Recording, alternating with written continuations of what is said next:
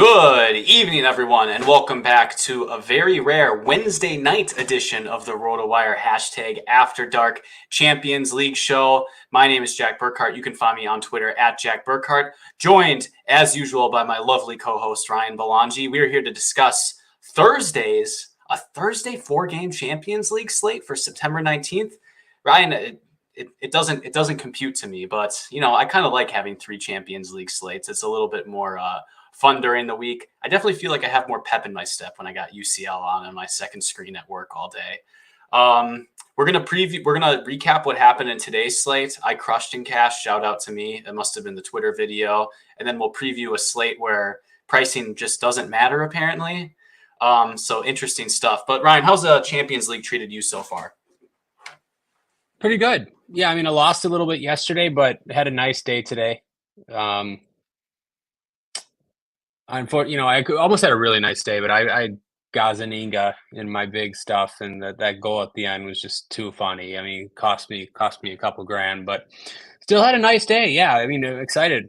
First ever Wednesday night show. That's nice. Like you said, an extra day of Champions League. That's great. Yeah, I'll let you talk about today's slate first before I get into tomorrow's slate because it's not that exciting, but. Yeah, it's ridiculous. But talking about today's slate, I have a couple observations, Ryan. It was a bit of a breaking news slate.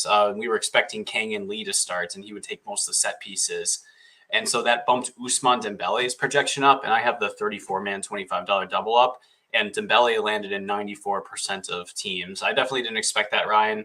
Celtic set piece taker Arne Engels, it's not like he's a super well-known guy. No, I don't think everyone's watching Celtic games every weekend. 4,500, he was still 97% owned. A lot of really good plays, Ryan, were very high owned. And it just makes me wonder how sharp Champions League is compared to EPL, because sometimes in EPL, like we'll beg people to play, like an underpriced James Maddison, and he'll come in at 75%. So sometimes these preposterous things happen, but people somehow play cash better in Champions League. So I don't know, maybe the Twitter live video is good. But in cash games, I spent up for Dembele at forward. I played Furuhashi, who had 3 accurate passes and a goal off the hip. Ryan's not tilted at all by that. Kevin De Bruyne, who I didn't think I had to play, but I did. He subbed off injured. Arne Engels absolutely crushed. I played in every single tournament lineup, Ryan. I played 10 GPP teams. I played Hakimi and De Kuiper in every single one. I thought they were locks, and they both crushed. So it's good to see Hakimi pay me off. I punted Alistair Johnson, and Ryan, I played Champions League legend Gregor Kobel, who just the goalkeeper rules don't apply to him. He just smashes exclusively. Yeah, Kobel cost me another one. I got second in the King of the Pitch to Pew Pew Pew's Kobel lineup, unfortunately. But no, the Furuhashi goal didn't tilt me. I didn't play him in my high stakes. It didn't even matter. I had Maeda instead, but I played a bunch of Kyoto, so that was fine. He was on the team that got second in the King of the Pitch. But yeah, it was a slate where just like all the chalk smashed, and it was so good that I didn't even consider fading it either. Like I did well, just same as you. I played like 23 lineups or something. All had Hakimi, all had De Kuiper, all had Engels, all had one Celtic forward, and almost all had Dembele. So it's pretty hard to lose. I mean, those basically the 5 best plays on the slate. Yeah, so like yesterday too, all the chalks, basically smashed, just play Bayern and you would win. Today the same. And now this slate tomorrow, I think ownership is you're going to see some crazy ownership on guys, just a lot of similar lineups. Champs Leagues went to script for 2 days in a row now, and that doesn't seem to happen that often. Yeah, maybe I'll blame the 4-game slate, but still the favorites are crushing. There hasn't been anything like a 9-2 game is very Champions League for Bayern Munich, but like not necessarily a huge surprise, right? If you told, Bayern scored 8 goals against the Croatian champs, you'd be like, yeah, that could happen. Not all the time, but yeah, mostly going to script, as you said. I don't think there's in a slate where the chalk absolutely smashed. I don't think there's too much to really learn. I thought the chalk was so good on today's slate that I didn't even consider getting off of it in most parts. Like my second forward was when I was changing stuff up. sometimes I talk myself out of the chalk, but the field doesn't play the good chalk enough, especially at defender. It looks like where I thought Hakimi and De Kuyper were locks. So I don't know. No one wants to hear it. People want to hear us tilt. They don't want to hear us do well. So any Right. last words, or should we get on to No, let's Thursday's get slate? on to this next slate. Sounds good. So we got 4 matchups coming. We have Barcelona on the road at Monaco. Atletico Madrid are hosting RB Leipzig. Arsenal on a road trip to Atalanta. And then France's Brest is hosting Sturm Graz. Ryan, I kind of looked at this. I'm like, okay, these games are close. And I saw Bukayo Saka was 10.5K. You know, some typical guys were expensive.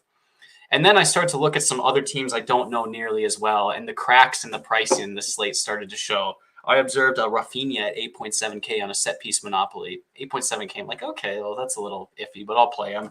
Lewandowski is 6.7K. Yamal is 5.9K.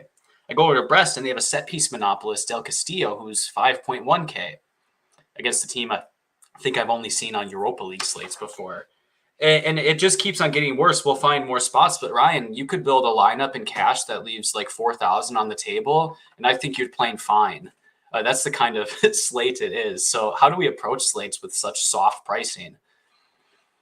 Yeah, you broke it down well. I mean, some of the prices are so ridiculous that it just makes it tough to fade. Like, it's not quite the Bayern Munich slate, but I mean, like I tried to fade some guys, some Bayern Munich guys on that slate, and it's just it didn't even matter. You know, like I had Goalkeeper and Pote, they both scored 20. You didn't even need either. You didn't even need 20 from either of them. I mean, I don't think it's quite or this slate isn't like quite that, but the pricing is so ridiculous that it kind of becomes that. Like Rafinha, probably 2,000 too cheap. Yamal, 2,000 too cheap, maybe more. He's only like what 5,900 or something. Um, Lewandowski, 2,000 too cheap. I mean, and then Del Castillo, maybe 4,000 too cheap. To be honest, just like ridiculous. Yeah, you can leave a ton of salary. I guess that's one thing you can do in tournaments at least because like it's easy to make great Saka lineups and you can just like go down to Saka to someone for 6K and you're not really even costing yourself anything. It's not like a great spot for Arsenal. But yeah, for cash, I mean cash is really straightforward. It's not a very fun slate. There's like 2 decisions really, I think. Yeah, it might be the case, Ryan, that on the slate there's so many good plays that you might get like a little lost in the sauce, and like people just might make mistakes in that way. Like you have to I think it's an choose between interesting slate. underpriced guys. Yeah, it makes it an interesting slate for tournaments, I think, because there'll be some pretty good plays that like don't get any ownership. Yeah, like I had like 14K in my utility spot, and I just threw in Saka. I didn't even want to play Saka that badly at 10.5K on a road trip at Atalanta. I mean, he's a guy I usually like to play, but that's kind of like how I felt about KDB. You want him, but you don't have to play him. He just might see really high ownership because you can play him, and that just might make the GPP angle like make a price cap of 47,000. And I think you can get it in good if you made such a rule. I've never seen a slate like this before, so it's going to be interesting in that way. Yeah.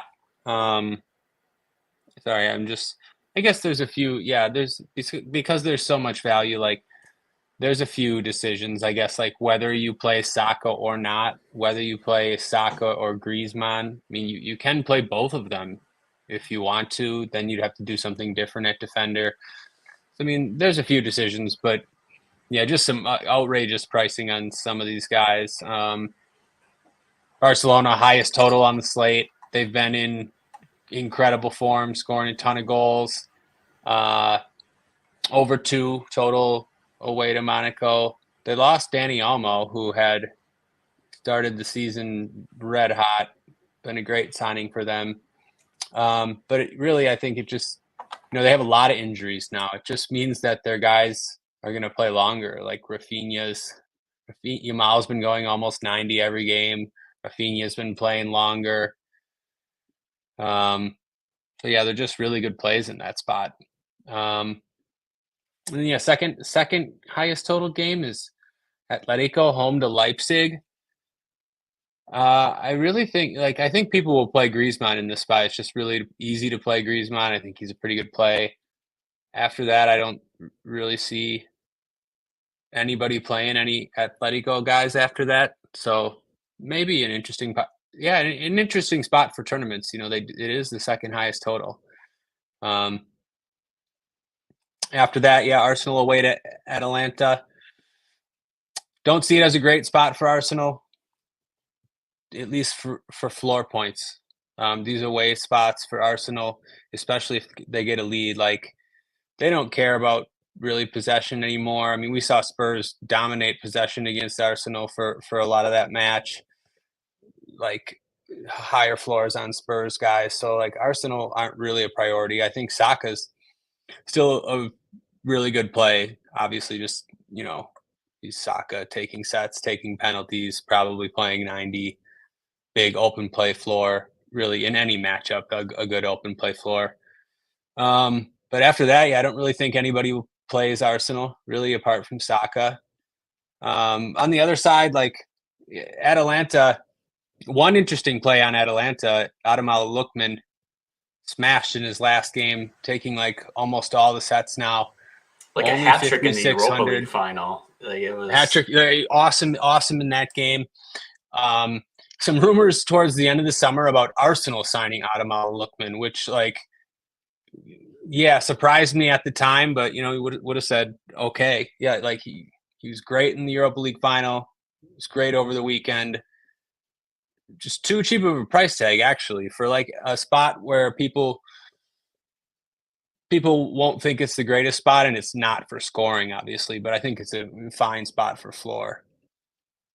And then the last game, Brest and Sturm Graz, and the prices on Brest are ridiculous.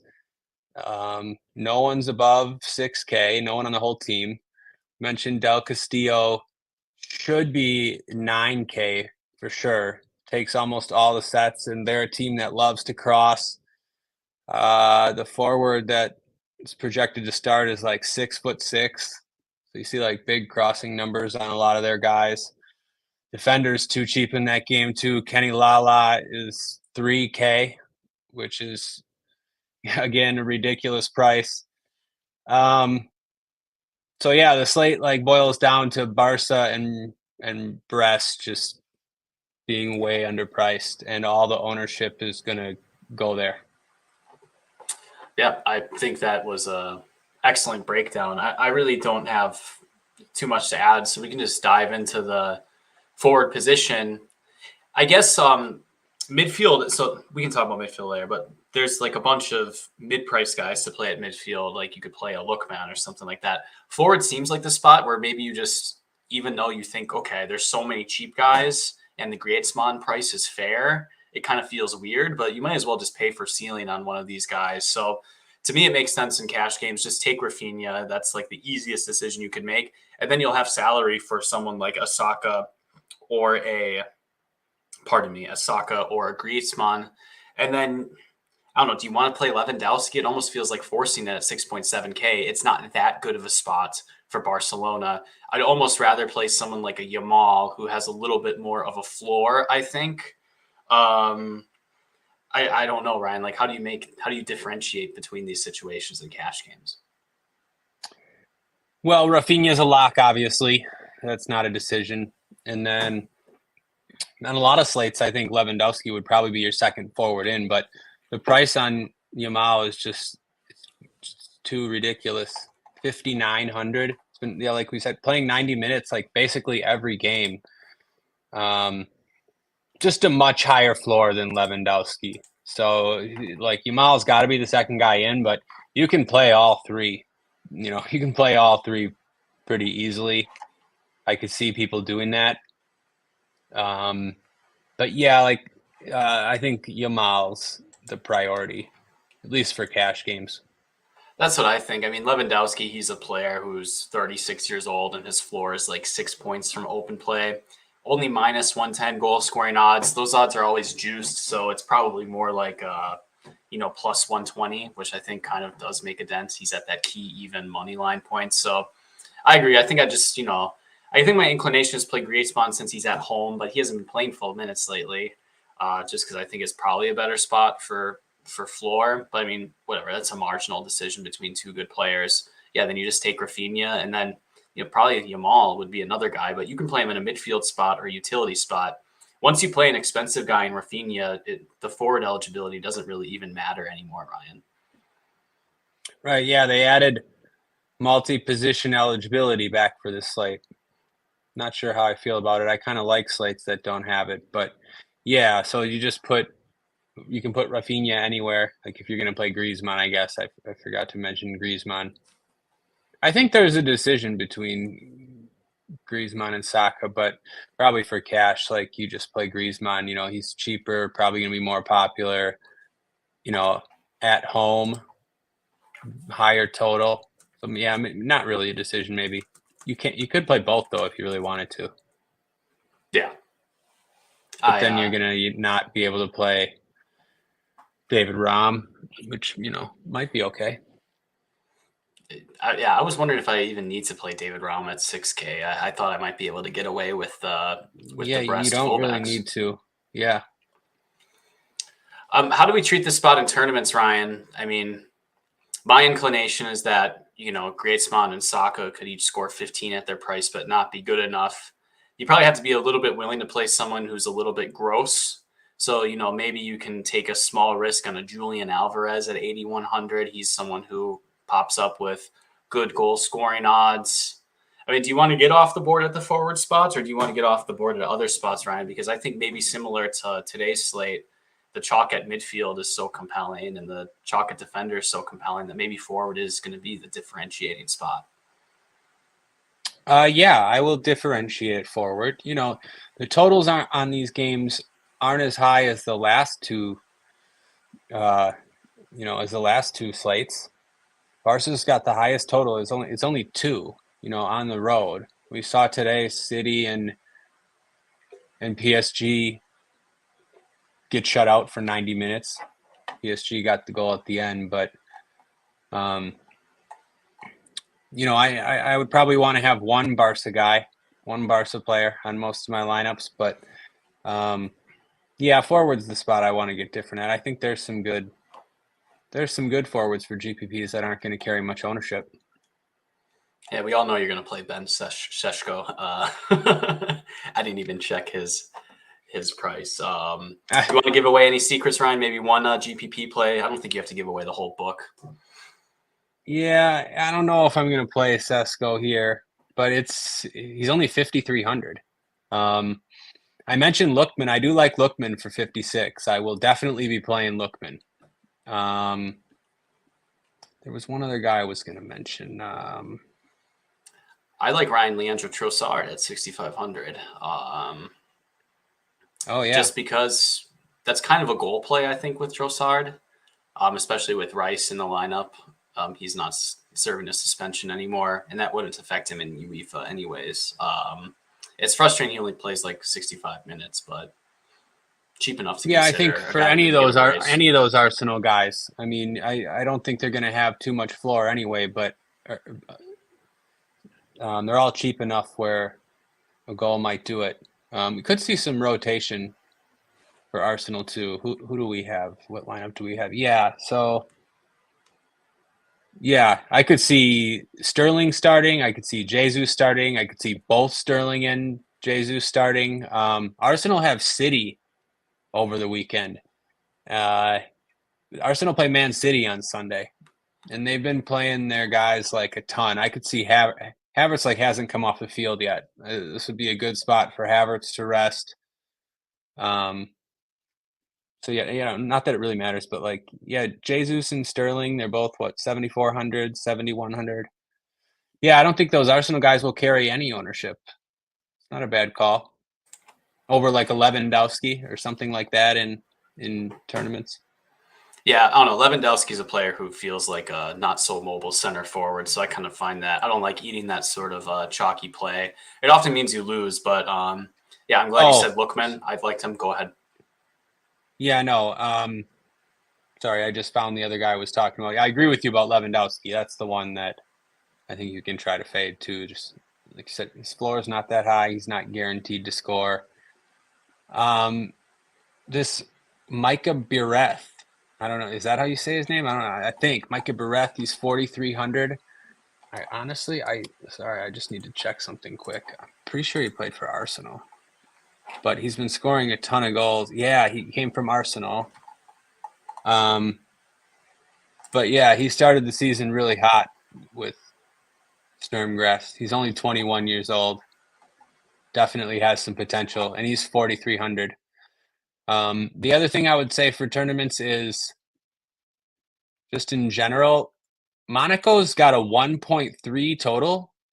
It's higher than you would think for, the biggest dog on the slate against Barcelona, but they're at home and they can score goals. And if you want to play Barca, might not be a bad idea to play a Monaco piece or two. I feel like the Monaco pieces were midfield eligible. So you have Alexander Golovin is 7K. Ben Seguir is midfield eligible. I guess Briel and Bolo, I'd need a price check on him, what he's at. But yeah, I did notice that total on, I guess Bolo didn't clear the cheat sheet. But yeah, they'll all be very cheap. So not too expensive to play a bring back in this spot, Ryan, if you want to.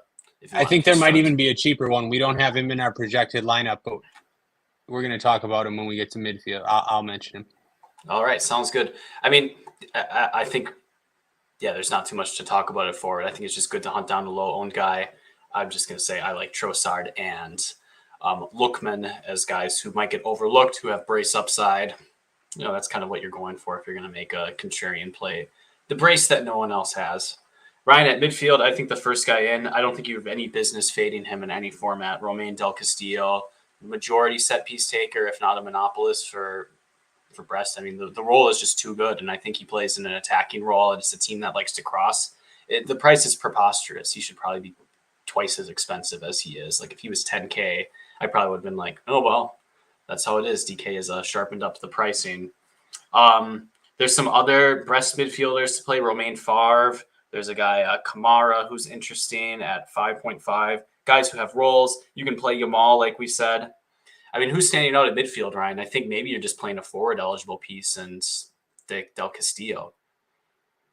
Yeah, you can't fade Del Castillo really in any format. It's ridiculous, that price. So that's a little bit annoying.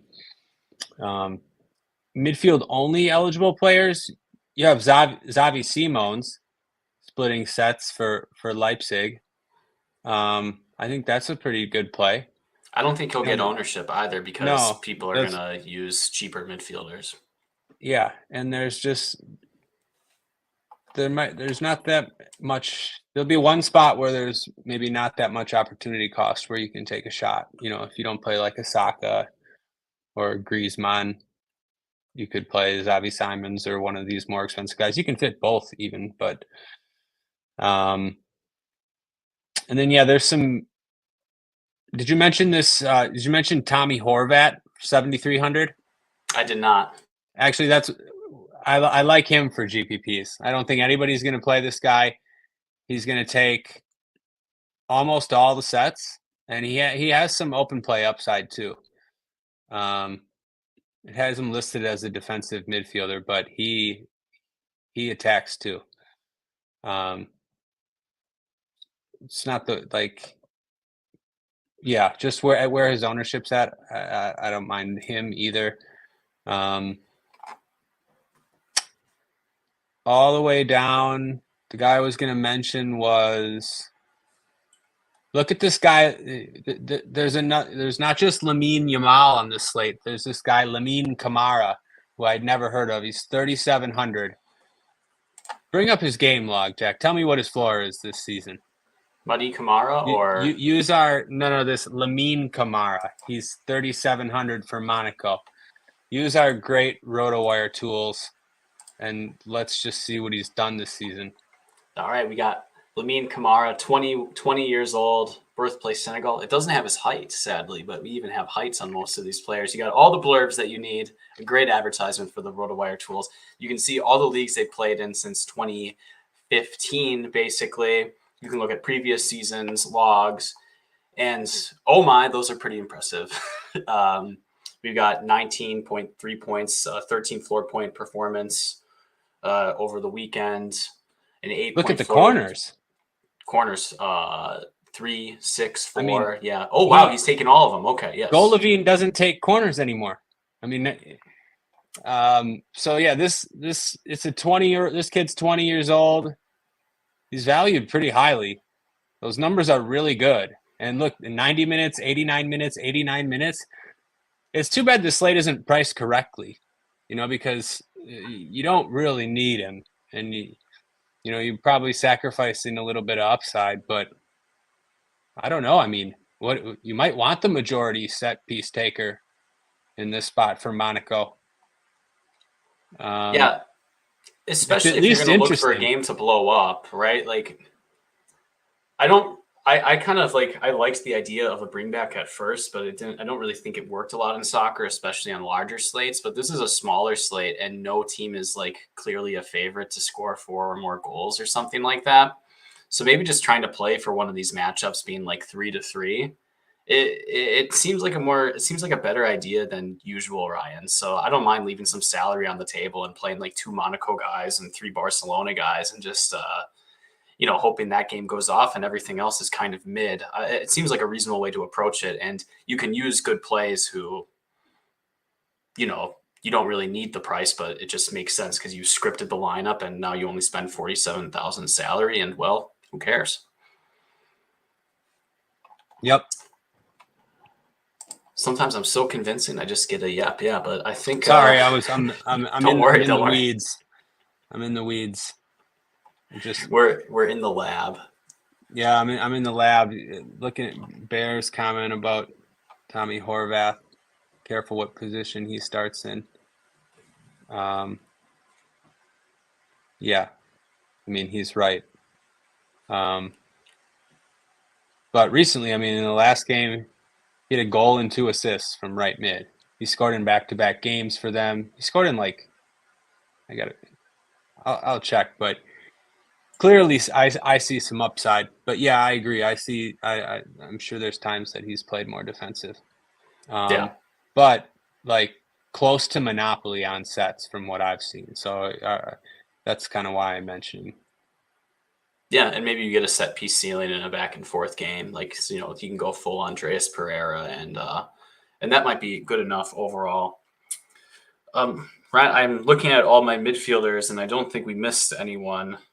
I wrote Kamar instead of Kamara, so that's why I missed the Monaco. Oh, for Atalanta, I don't think we need to go much beyond Adamo Lookman, but it looks like Charles de Ketelaere, 4,200 midfield eligible only. This, if you want to play for the Atalanta and Arsenal game to get a little bit silly, Ketelaere has been playing good minutes and actually has a good floor, like a 9-point floor in recent Serie A play. Just an interesting name if you just want a contrarian dart, and that fits the price range, but I doubt many people get there. Oh, I've always liked him. Yeah. Yeah, he's got goals in him too. We were playing him back in his Club Bruges days. Yeah, I think I remember Andrew Laird. He just had picked up his So Rare bags and was just full of De Ketelaere and all these other Bruges players. And they disappointed a lot, but maybe this is the time that he'll come through. Let's move on to defender, Ryan. I didn't really consider David Raum at first because it's a slight underdog. It doesn't seem like the greatest spot, and he's splitting set pieces with Xavi Simons. I was completely content just playing these Brest fullbacks. I mean, Jordan Amavi, he's got like a 7-point floor, so he's a bargain at his price. And then Kenny Lala is like an 8.5 floor, just a little bit more expensive. So those 2 point per dollar as favorites at home on a team that likes to cross, it just seems fine to me, Ryan. I don't really want to force an expensive David Raum, but it's not like salary is an issue. So how are you approaching that decision? Yeah, Kenny Lala for sure. I think he's better than Amavi if they were the same price, and he's 800 cheaper. So he's a lock. Amavi is the one I think you can get away from. I don't think his floor is like that great. I mean, he's a little underpriced, but he I might doesn't have mixed cross them up. as much as Lala. I mean, he's fine, but like Yeah, I'd be okay fading that. I mean, he doesn't play 90 every game. He had a long injury layoff last season. I mean, he's fine now, but um, Lala is certainly a better play. Um, the other one that's a little bit underpriced is Jules Koundé. I think he's only 3,500. Um, I mean, I think everyone knows I like Koundé from the Euros. He like crushed every single game. He's doing pretty good for Barca. He an assist last game against Girona, a goal the game before that. Um, some games with quite a few chances created. Not quite a few, but like multiple chances created, like for 3,500. You know, so I think Koundé is fine. And then Ram, I think it's just easy to spend up. So why not take the player with the highest floor? Now maybe he doesn't have the highest floor. That would be the concern, but he usually takes more corner. He takes a few more sets than Simone's. I mean, if you get 90 minutes out of him, like 4 or 5 corners, I still think it's a pretty good play, but just not a must. Not a must with some of the other value. And then actually worth mentioning is 3,800. Actually, this guy might be better than Amave. 3,800 Chao Enrique. He's going to take some sets too. I think he splits with Lamine Camara. Just let me make sure, but I'm pretty sure. 3,800. That would be fine, especially if Camara didn't start, then Enrique's for sure going to take some corners. But yeah, I mean, he's taking corners in both matches this season, and I think it's a possibility. So that's fine for 3,800. Yeah, I think so. I think you could spend twice in the 3K range just fine.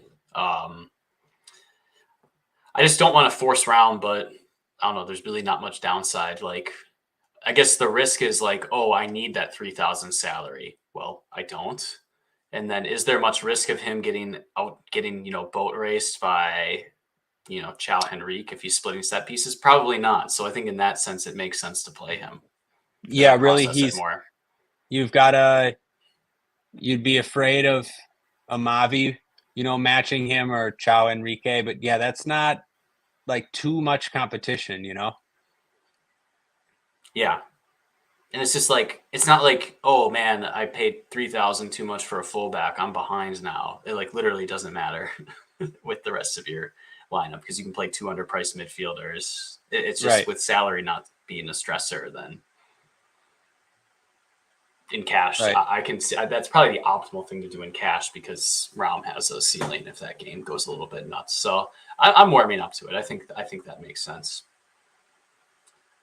I think pretty good breakdown of defender. Anyone we're missing? I don't think anyone really stands out too much beyond that. I mean, I saw Urian Timber was 3,200, but that's before I looked at the other teams. Timber was a player that looked good in the North London Derby, and he was getting touches in the box. I was he looks like an attacking player out there. Timber's best game for Arsenal. That was great to see. He looked better, like physically too, just moving around like he used to.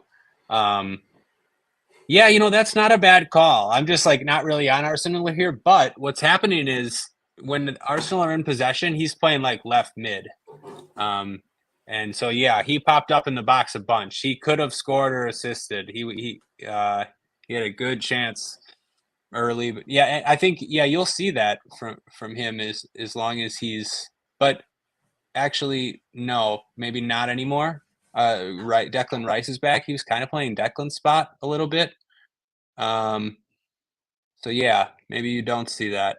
But yeah, anyways, I don't think we need it on this slate. These other 3K guys are just better, higher floor and and more upside. So yeah, you don't really need it here. Yeah, and you said it with Rice. I thought I might have a ball nowhere take. The one time I watch a game and I'm not just looking at spreadsheets and fbref.com and the RotoWire tools. Yeah, Declan Rice is usually the one who makes those venturing runs into the boxes, and Arsenal are better off if he's doing that. So maybe something to keep in mind for some slate where Rice gets sent off again for nudging a ball 2 inches away or something ridiculous. Something ridiculous like that. Goalkeeper, Ryan. I actually think goalkeeper is kind of tricky because normally I'm just like, oh, well, I get to spend all the way up. Salary's not an issue. I really don't want to spend all the way up. Like Ter Stegen at 5,500 on the road and Monaco have a 1.3 total. Feels kind of bad. Do I really want to play David Raya on the road, especially if they rotate? I don't know. It just doesn't really seem like any goalkeeper is going to particularly stand out in comparison to the rest. I mean, maybe people just played the Atletico Madrid goalkeeper because, 5 years ago they were really defensive. I still happen to think that's how they're going to play. I don't know. Do you have any takes on the goalkeeper position? Yeah, I pretty much agree with you. I mean, not very high clean sheet odds for the spend ups, lower than we're used to seeing. 27.5% for Ter Stegen. So yeah, I wouldn't go there. I mean, tournaments, yeah, cash games, no. I think if favorite, quote unquote, if you have the money, yeah, I agree. I think people probably go to Oblak just because he's at home, and like you said, with the history of him and Atletico. I like Raya in this spot. And I always like Raya though. Arsenal are the better team. He has upside here too. We saw Raya captain win the showdown and win the 2-game slate. He has that same upside here. Raya's like sort of the Koble play of this slate, but he's more likely to keep a clean sheet. Maybe, probably won't get as many saves, but when Arsenal get leads in games, they just sit back and kind of get bombarded. Yep. So I like Raya. Yeah, spend down. Any of the spend downs, I don't know. I don't really have an opinion. Favorite one, probably Gulashi, but I don't know. Jack is whatever. Nothing behind it. It's goalkeeper. I like the vibes Right. behind Raya. I mean, I saw it happen in the North London derby that Arsenal kind of stopped trying to score. They had a lot of injuries, so it was fair. They could lean on their defense at that one when they got the breakthrough late.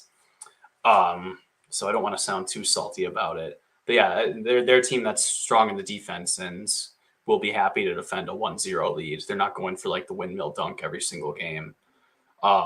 Especially with a big match coming up on the weekend against City. So Raya seems like a good GPP goalie. Though you calling him the Kobo of the slate, that sounds more like a FOMO than a... Yeah, no, he just mean, he has that upside of the road keeper that you don't really want to play. He's priced a little bit below the other guys. In this slate, they're kind of all the same though price. So we don't have a 6K keeper, 5,900 keeper. But yeah, I think that's kind of why I like Lookman. I think Atalanta end up with more floor points in this spot, unless they get an early lead and not, Arsenal chase something like that. But yeah, it's a tough place to play. I think Raya's got a lot of upside. Nice. I like that. We had our GPP recommendations on the show for the Tuesday slate. I forget who we chose and how those went, but maybe we'll make a joint one also, on Lookman. Yeah, might get scored on though too. Like Lookman, great GPP play. You mentioned De Ketelaere, also a good GPP play. And who's the other forward? He's got to be Retegi's only 4,500. You could throw him in the same bucket with De Ketelaere. But yeah, it wouldn't surprise me at all if Atalanta score a goal, even 2 goals. You could see Champions League nights are crazy there in Bergamo. They live for those European nights. The manager's really good too. Like he's great. Yeah, acts like a head and shoulders above the rest. Like I don't think managers often make too much of a difference for a team, but it seems like he can really, like on a one-off Champions League, get the tactical screws right. And Arsenal might get frustrated in this one, Ryan. Yeah, it'll be fun to watch. Gasparini is the manager. Gasparini. Well, maybe I get to see one of my favorite things, Mikel Arteta complain and just look depressed in a post game. Do you think he dyes his hair, Ryan? Mikel Arteta? Oh, Almost good certainly question. has to, right? His genetics aren't that good. Maybe he does. You could see him doing it, right? He seems a little bit concerned that he's looking good, but I don't know. So what if he does? Just the hard-hitting DFS thoughts at the end. Ryan, that's 40 minutes. I mean, you just play the cheap good plays and then play whoever you want outside of it. Seems like a pretty straightforward slate to attack. RotoWire.com/soccer trial. You can use all our tools. You can click on just about every single player and see how much they weigh and how tall they are and what they did in 2019, along with seeing, what teams are taking corners. Like, I think an underrated tool, Ryan, just while we're riffing a little bit, like if I click on Lookman here, it took me a while to appreciate the set pieces tool where it shows you not only who took set piece crosses, but you scroll down and you have like a game by game view. It's like really easy to concisely see who was out and who was taking set pieces. So it's one of those things that just, I don't know, it saves you hours upon hours on a monthly basis. And it's like $9 a month or something like that. It's just like way too cheap. So if you're listening to our show and you aren't a subscriber taking advantage of the cheat sheets, I implore you to just like respect yourself a little bit and throw $10 at it and enjoy the tools and save some time. It's the best way to support the show. You could leave a 5-star review. You can subscribe, comment, all that fun stuff. Thanks to Poco Bear, Ozzy, and Bear for hanging out in the chat and talking with each other. We appreciate your stewardship. Ryan, I think we'll be back. It's a quick turnaround for EPL. We'll probably have a show with Jordan on Friday, cover that. And then I'll be in Italy for the next Champions League. So you're going to have to find a substitute for me, Ryan. Well, enjoy Italy. But it's nice to have soccer, back in full swing. We'll be back for the podcast on Friday. And keep doing it. Hopefully 2 or 3 times per week for these Champions League slates. Jack going to Italy to personally scout some of these Champions League teams. I don't know. Maybe if it's like it might be like Europa Conference League because we're going to end up going to like Florence. So maybe I'll see if I can catch a Fiorentina game. We'll see though. I'll have my pen and paper, become a bigger ball knower. That's is Como a nice spot? They're promoted now. They're promoted? Well, they're bad. I saw that they were in 20th, but I think Fabregas is their coach. Cesc Fabregas. Wow, Arsenal legend. He's still there. Anyway, good stuff. Thanks for listening, everyone. Have a good one. Thanks, everybody.